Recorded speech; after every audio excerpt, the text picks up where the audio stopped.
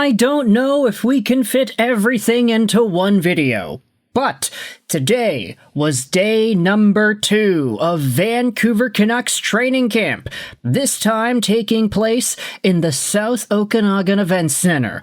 You can see from the photos that the Vancouver Canucks had themselves a pretty good amount of people in the stands, watching the practice, seeing how everything went on.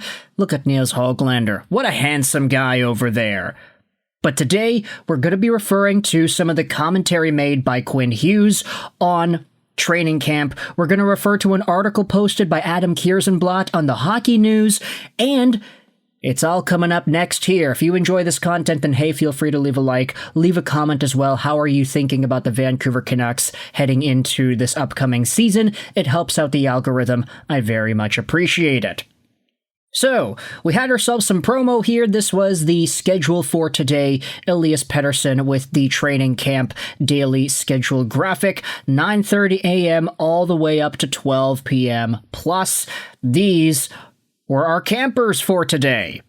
I think a lot of this is pretty similar to what we had seen the other day, except now there was a Group C, featuring Ty Mueller, Gabe Sherratt, Josh Bloom, Henri Ravinskis, Jackson Kuntz, who I'm actually surprised is still with the Vancouver Canucks, Cooper Walker, Kieran Dervin, and Dino Cambietz on forward, not to mention Zach Sandhu and Guillaume Brisebois on D. Also with Aku Koskenvuo, Harvard graduate, by the way, Aku Koskenvuo. Did I mention an early Harvard graduate? So things pretty much remain the same here, with the exception of a Group C being placed out there.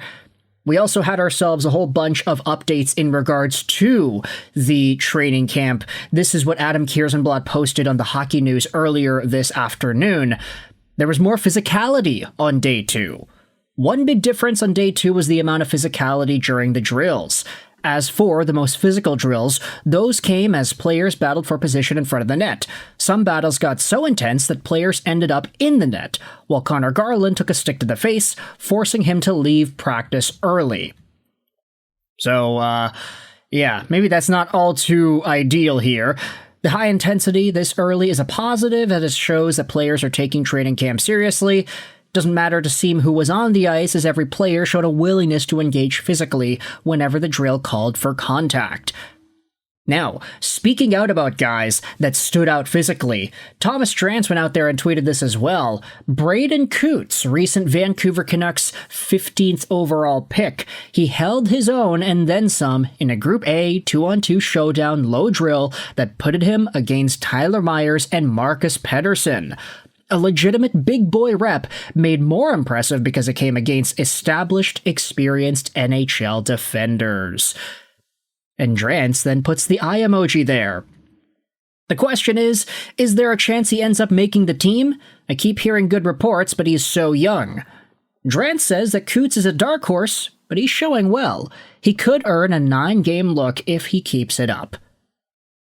Kierszenblat wrote about Cootes as well in his article on the Hockey News. For the second straight day, Braeden Cootes stood out from the crowd. The 2025 first-rounder was once again on a line with Sherwood and Baines and didn't look out of place.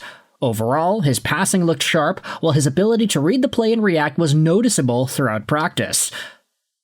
Might I remind you, Kiefer Sherwood is an NHL-caliber player, and Archdeep Baines is right on the cuff there. Braeden Cootes, at 18 years old, is just barely entering that NHL projectable territory. So right now, the fact that he's able to tango with these guys, he's able to battle it out against guys like Tyler Myers and Marcus Pettersson, obviously this is a really good sign. There's a lot to like out of Braeden Cootes. Starting to think the Vancouver Canucks might have made themselves a very good pickup here. Let's dive over into some of the other commentary. Cootes' willingness to engage physically was also on full display. He was able to win board battles against established NHLers and held his own. Ultimately, it was another successful day for Cootes, who has come to camp in search of an NHL job. Kierszenblat also wrote out about the puck movement drills. They spent a lot of their practices on Friday working on quick puck movement. This includes quick passes from D to forwards, as well as movement during breakouts. Based on the first 2 days of training camp, it appears that quick transitions will be a key part of Vancouver's game plan this season, which also includes more activation from the defense. If the Canucks are going to play this high-tempo type of offense, they need to ensure that all players are on the same page. And this ultimately does make a lot of sense too. We did hear from Adam Foote that a lot of emphasis will be placed on D-men actually moving the puck out properly and coming up with the play. A little bit more aggressive defending and swarm offense from Vancouver compared to the Rick Tocchet system.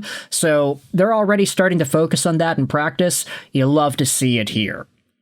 So big shout out over to Adam Kierszenblat for putting out this series of articles. I'll leave a link in the description if you want to read this on the Hockey News, but we're also going to take our commentary over to Quinn, because this is what Quinn said after day 1 of training camp yesterday. I wanted to dive into some of these comments here because even though they are from yesterday, they still are relevant talking points today. As always, big shout out over to Canucks News Summaries, who went out there and summarized the Quinn Hughes notes. Lots of things to talk about here. We're going to skip over some of the noise, I guess. But Quinn speaks out about day 1 of training camp. Really good skate. The coaches ran a great practice. Fun to see Foote out there. There's a bunch of leadership talk here as well. How Adam Foote had been in their shoes and was a captain in the NHL prior to his current spot. Foote is always trying to push these guys more. They'll be following his lead. They're always trying to learn new things and develop as people.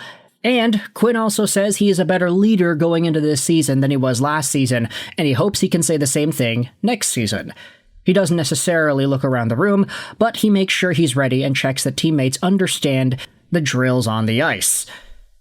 Quinn also talks about the noise about his contract situation. He says it's a Canadian market and he loves the passion. He's not surprised that this is pretty noisy, but he doesn't think about it. And there also is nothing he can do since he's not able to sign right away. Hughes also speaks out about Thatcher Demko. He's one of the best in the world when he's healthy. He's a really competitive guy.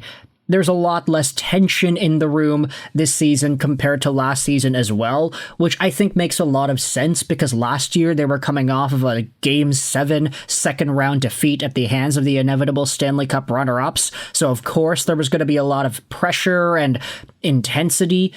Also, I don't want to make it seem like JT Miller, captain of the Rangers, was the problem, but yeah, there seemed to have been some tension last year. Let's just leave it at that. And then Quinn talks about his own health. He took a lot of time off, so he didn't notice when he was back at full health. He feels really good. There also were some other notes here from Quinn and his mindset. He ends up talking about how he doesn't want to borrow a worry from tomorrow. What a baller quote right there, man. This guy definitely reads. He just wants to get through camp feeling good and make sure that everyone is ready to go, and he doesn't really know if they're going to be a team that can or can't score goals. Goodness gracious, what a thing to say about your hockey team. He always is going to bring his best, though, and I think all we can do as fans is hope that the rest of the Vancouver Canucks do the same thing. Quinn then talks about adding new superpowers to his game. He's continuing to add layers to what he's really good at.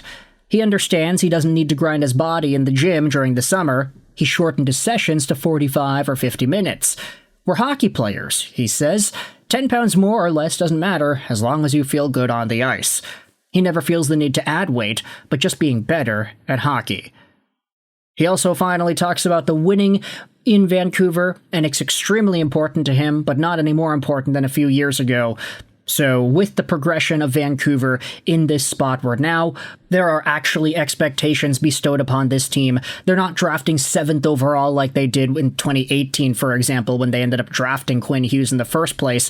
Now, there actually are reasonable expectations for this team to make the playoffs and to do some damage within them. So with all this in mind, I want you to let me know your thoughts in the comment section below. How do you feel about the latest Vancouver Canucks news and notes from day 2 of training camp to what Quinn Hughes ended up speaking about on the microphone, thoughts on Braeden Cootes and all the positivity around him, and is there anybody else that's standing out to you from this coverage of training camp?